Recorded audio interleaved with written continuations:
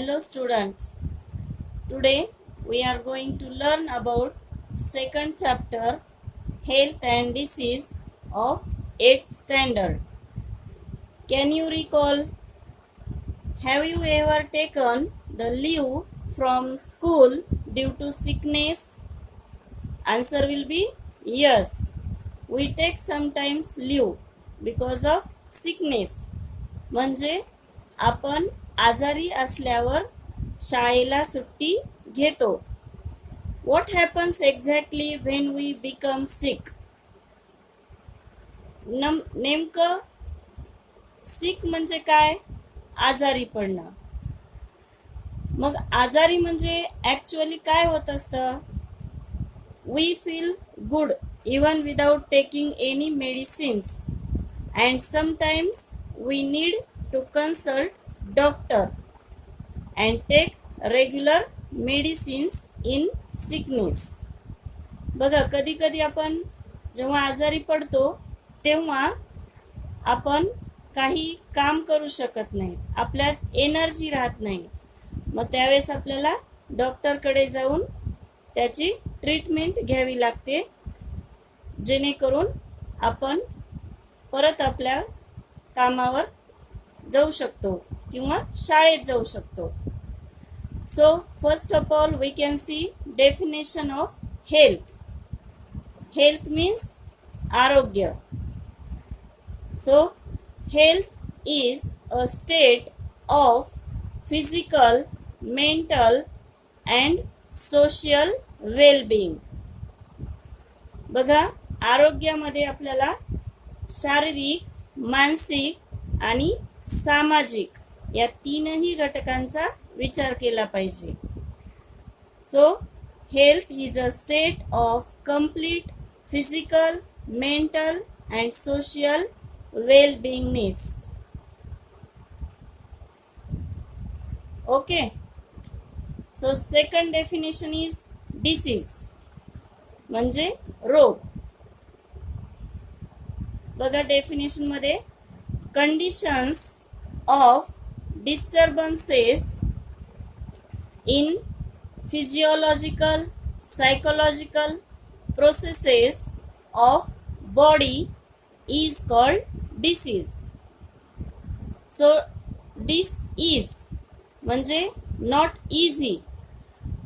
तर डेफिनेशन मध्ये आपण पाहतोय फिजिओलॉजिकल अँड सायकोलॉजिकल प्रोसेस, म्हणजे शारीरिक आणि मानसिक स्थिती आपली बिघडलेली असते जेव्हा आपण आजारी असू. तर लक्षात येते definition of disease: condition of disturbances in physiological, psychological processes of body is called disease. Then you know that there are different types of diseases. Mainly there are two types of diseases according to duration and according to reason. Duration म्हणजे कालावधी. तर according to duration there are two types of diseases. Which are that? Chronic disease and acute disease.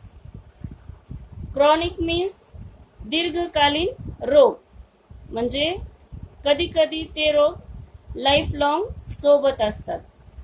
Then next is acute disease, म्हणजे थोड्या कालावधी पुरता. जसं की आपण सर्दी, खोकला वगैरे ट्रीटमेंट घेतलं की 4-5 दिवसात आपल्याला बरं वाटतं. पण क्रॉनिक डिसीजमध्ये डायबेटीस, एड्स असे रोग जे की दीर्घकाल राहू शकतात. Second type according to reason. In that there are two types: hereditary disease and acquired disease. First of all we can see hereditary disease. Heredity means आनुवंशिकता.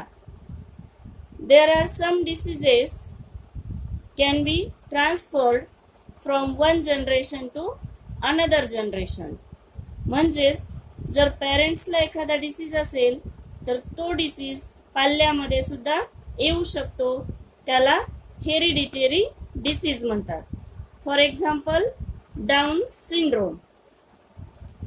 देन ॲक्वायर्ड डिसीज म्हणजे त्या व्यक्तीच्या लाईफमध्ये निर्माण झालेले रोग. In that we can see infectious disease and non infectious disease. Infection म्हणजे संसर्ग, नॉन इन्फेक्शियस म्हणजे असंसर्ग. तर इन्फेक्शियस डिसीजमध्ये example flu, dengue, common cold etcetera, which can spread from one person to another person, that are called infectious diseases. Some are non-infectious diseases, म्हणजे ते एका व्यक्तीपासून दुसऱ्या व्यक्तीकडे स्प्रेड होत नाही. For example diabetes, heart diseases, etc. So these are the different types of diseases. Okay.